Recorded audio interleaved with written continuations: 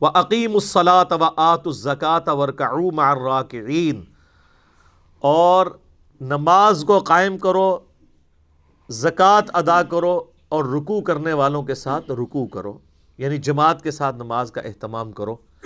نماز ظاہر ہے یہودیوں عیسائیوں کے اندر بھی رائج تھی، آج بھی وہ پڑھتے ہیں۔ کئی ایک ارکان تو ہمارے کامن ہیں، آپ یوٹیوب پہ جا کے ان کی نماز کا طریقہ بھی لکھیں تو آپ کو آئیڈیا ہو جائے گا۔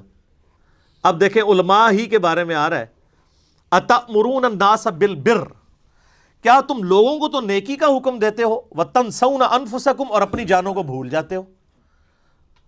آپ کو پتہ ہے یہ جو یہودیوں کے پریسٹ تھے، یہ یروشلم میں بیٹھ کے لوگوں کو دعوت توحید دیا کرتے تھے، جس چیز کو وہ توحید سمجھتے تھے، اور سودی سارا کاروبار بھی وہی لے کے چل رہے ہوتے تھے۔ اس لیے تو اللہ تعالیٰ نے ان کے اندر منجی بنا کر، ہادی بنا کر، مہدی بنا کر سیدنا عیسیٰ علیہ نبینا علیہ الصلوۃ والسلام کو مبعوث کیا، اور جب انہوں نے یروشلم میں جا کے علماء یہود کے خلاف تقریریں کرنی شروع کی تو یہ یہودی علماء ان کے مخالف ہو گئے، حالانکہ حضرت عیسیٰ علیہ السلام خود بنی اسرائیل سے تھے، یہودی النسل تھے، حضرت عیسیٰ خود یہودی تھے نسلاً۔ چلے ہمارے نبی علیہ السلام تو بنو اسماعیل سے تھے، ان کا انکار تو ان کے پاس کوئی ایک لیم ایکسکیوز موجود تھا، حضرت عیسیٰ علیہ السلام کے انکار کا تو کوئی ان کے پاس جواز نہیں تھا، وہ تو ان کی نسل میں سے تھے۔ لیکن چونکہ حضرت عیسیٰ علیہ السلام نے ان کی غلطیاں ہائی لائٹ کی، کن کی؟ مولویوں کی۔ ظاہر عوام تو نہیں تھی وہاں پہ، تو انہوں نے کہہ دیا کہ یہ تو دجال ہے، نعوذ باللہ۔ اور وہی لوگ جنہوں نے بچپن میں یعنی شیر خارگی کی عمر میں حضرت عیسیٰ علیہ السلام کا کلام سنا ہوا تھا کہ وہ اللہ کی طرف سے معجزانہ طور پہ پیدا ہوئے، انہوں نے کہنا شروع کر دیا یہ ولد الحرام ہے، ولد الزنا ہے، نعوذ باللہ۔ تو میں اس لیے کہنا مولوی کنی پیڑی شے ہے کہ پیغمبر آ جائے نا تب بھی مولوی بات نہیں مانتا۔ حضرت عیسیٰ علیہ السلام سے بڑھ کے کوئی سمجھا سکتا تھا؟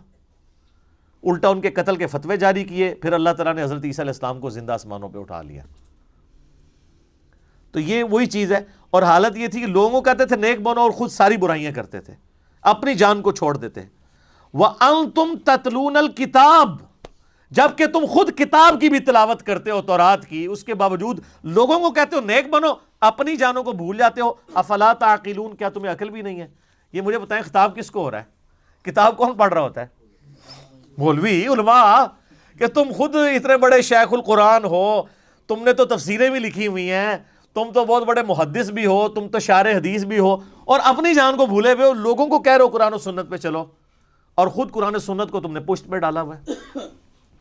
وَاسْتَعِینُوا بِالصَّبْرِ وَالصَّلَاةِ، اور اے مولویو، اے علماء یہود، مدد چاہو صبر کے ذریعے اور نماز کے ذریعے اللہ تعالیٰ کی۔ مراد یہ ہے کہ اگر یہ مفلسی کی زندگی ہے تو بجائے پیسے لے کے فتوے دینے کے اور اپنی چودراہٹ قائم کرنے کے، صبر سے کام لے لو، روکھی سکھی کھا لو۔ مدد لینی ہے تو مال کے ذریعے نہیں، صبر کے ذریعے، والصلاۃ، اور نماز کے ذریعے۔ نماز پڑھو گے اللہ پہ یقین بڑھے گا تو دنیا سے یقین اٹھے گا۔ تو مدد چاہنی ہے نا تو صبر و نماز کے ذریعے اللہ کی مدد چاہو۔ اچھا، یہ ہمارے جو بریلوی اور شیعہ علماء جو ہے نا، ان کے آپ علمی لیول دیکھ لیں، وہ یہ آیات پڑھ کے نا غیر اللہ کی مدد ثابت کر رہے ہوتے ہیں۔ دوستوں کو لینا دینا اس دا کسی چیز دا۔ اچھا، ان سے کہیں وستعینوا بالصبر، کہتے ہیں جی غیر اللہ سے مدد جائز ہے، قرآن میں ہے صبر سے مدد چاہو نماز سے۔ تو میں نے تو آج تک کسی شیعہ کی مسجد میں یا بریلویوں کی مسجد میں المدد یا نماز، المدد یا صبر تو نہیں دیکھا۔ کوئی کسی نے دیکھا؟ دیکھ لو۔ تو وہ ان کو بھی شرم آئے گی یہ ترجمہ کرتے ہیں، وہ کہیں گے نہیں مطلب یہ ہے کہ جو صبر کرتا ہے، نماز پڑھتا ہے، اللہ اس کی مدد کرتا ہے۔ تو یہی مطلب تو ہم کہہ رہے ہیں، المدد یا نماز، المدد یا صبر نہیں ہے، کہانیاں کرواتے ہیں۔ اور جو اس کی اصل روح تھی وہ تو کچھ اور تھی۔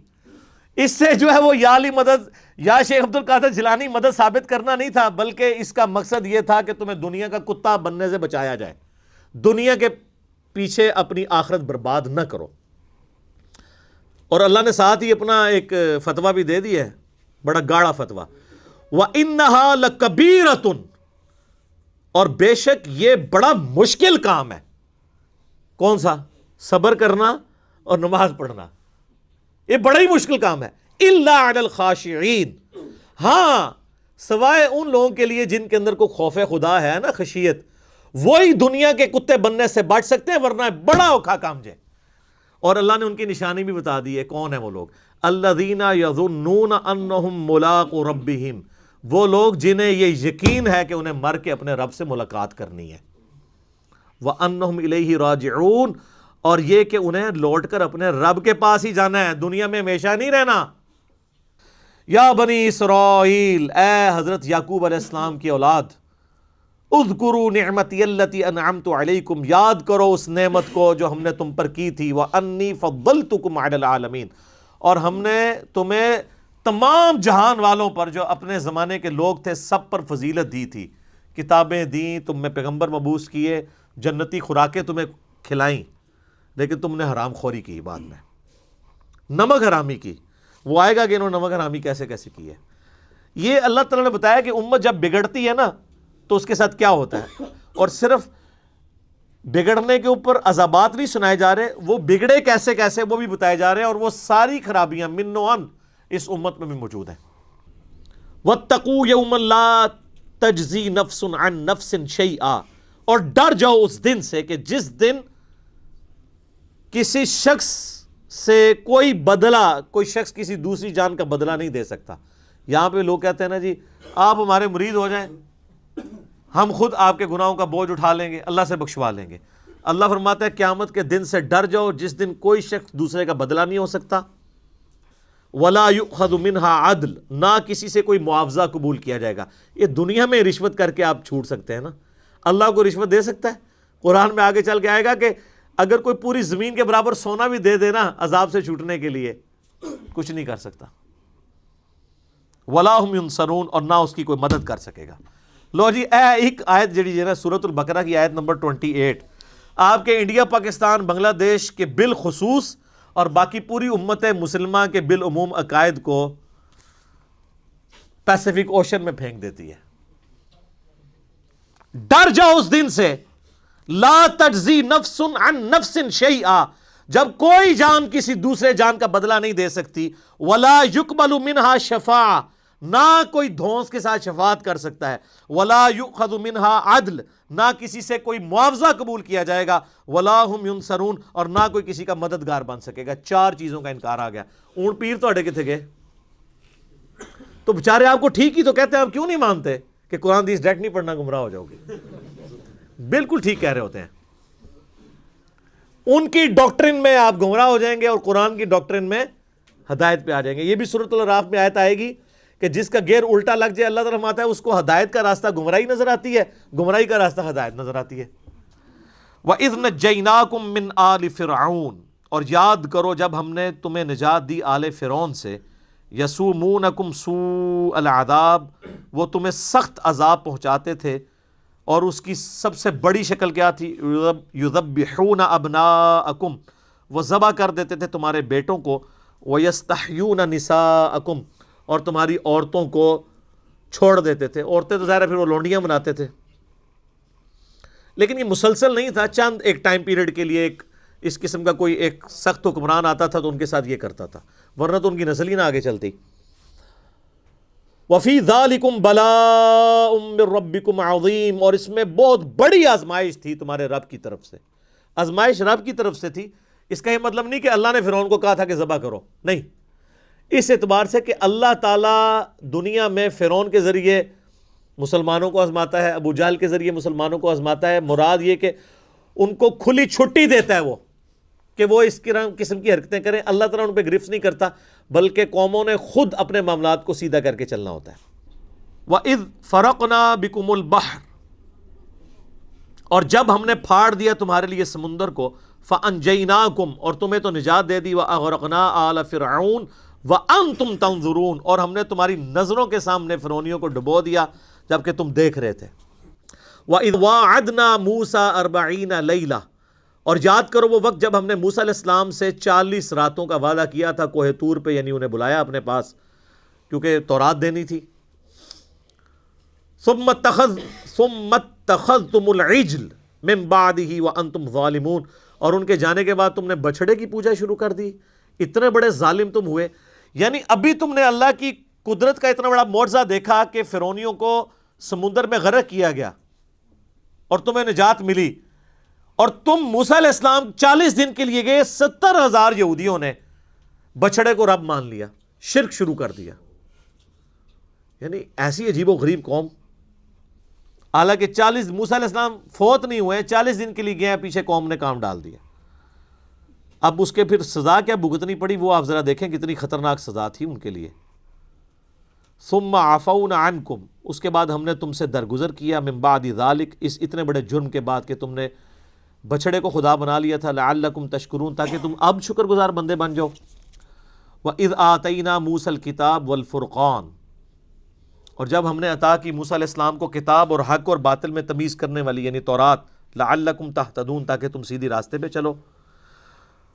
تو یعنی وہ اسی دوران حضرت موسیٰ علیہ السلام کو تورات لے کے وہ واپس آئے. اب جب واپس آئے تو ظاہر ہے کہ پھر جب قوم نے اتنا بڑا کام ڈالا ہوا تھا, اللہ نے وہیں پہ بتا دیا موسیٰ علیہ السلام کو کہ تیری قوم کو ہم نے پیچھے آزما لیا ہے, 70,000 لوگ مرتد ہو چکے ہیں. وَإِذْ قَالَ مُوسَىٰ لِقَوْمِهِ, پھر اس وقت موسیٰ علیہ السلام نے اپنی قوم سے کہا, یا قوم, اے میری قوم, انکم ظلمتم انفسکم, دیکھو تم نے اپنی جانوں پہ بہت بڑا ظلم کر لیا ہے, باتخاذکم العجل, بچڑے کو خدا مان کر, فتوبوا الی بارئکم, فوراً توبہ کرو اپنے رب کی طرف. اے توبہ خالی کھلی نہیں سر, بڑی اوکھی توبہ. توبہ استغفار کی تسبیح نہیں, تسبیح تو کہتے ہیں سر پوری زندگی ایسے ایسی نیت کر لینا. توبہ یہ تھی کہ جن جن لوگوں نے بچڑے کو رب مانا ہے وہ سب کے سب لوگ قتل کیے جائیں گے. قتل مرتد کی سزا, یہ قتل مرتد کی سزا کے اوپر یعنی مسلمانوں میں بھی بعض لبرلز پیدا ہوئے ہیں. قتل مرتد کی سزا تو قرآن کے اندر موجود ہے, اور ظاہر ہے چونکہ یہ جو امت کی شریعت ہے وہ کنٹینیوشن ہے شریعت موسوی کا, سوائے ان چیزوں کے جو چیزیں منسوخ کر دی گئی. فَاقْتُلُوا أَنفُسَكُمْ, مارو اپنوں کو. ویسے لفظی ترجمہ ہے کہ اپنے آپ کو خود قتل کر لو, لیکن یہ محاورتاً بات ہو رہی ہے کہ اپنوں کو قتل کرو. مراد یہ کہ چونکہ وہ 12 قبائل تھے, قبائلی تعصب بھی آ سکتا تھا, اگر ایک قبیلے کا بندہ دوسرے کا بندہ مارتا, انہوں نے اس چیز کو بھول جانا تھا کہ یہ قتل مرتد کی سزا, انہوں نے کہنا ہے ساڑھے قبیلے کا بندہ مار دی. تو اللہ نے فرمایا ہر قبیلے والے خود پرجنگ کریں, خود صفائی کریں اپنے اپنے ان لوگوں کی, کالی بھیڑوں کی جنہوں نے یہ حرکت کی ہے. تو اللہ تعالیٰ نے فرمایا کہ قتل کرو اپنوں کو. ذالکم خیر لکم, اسی میں تمہاری خیریت ہے, عند بارئکم, تمہارے رب کے نزدیک, تمہارے خالق کے نزدیک. فتاب علیکم, پھر اس نے تمہاری توبہ قبول کر دی. انہ هو التواب الرحیم, بے شک وہ توبہ قبول کرنے والا مہربان ہے. توبہ قبول تو کر لی, لیکن کس طریقے سے کی یہ بہت سینسٹیو مسئلہ ہے کہ وہ 70,000 یہودی ایک دن میں قتل ہوئے تھے.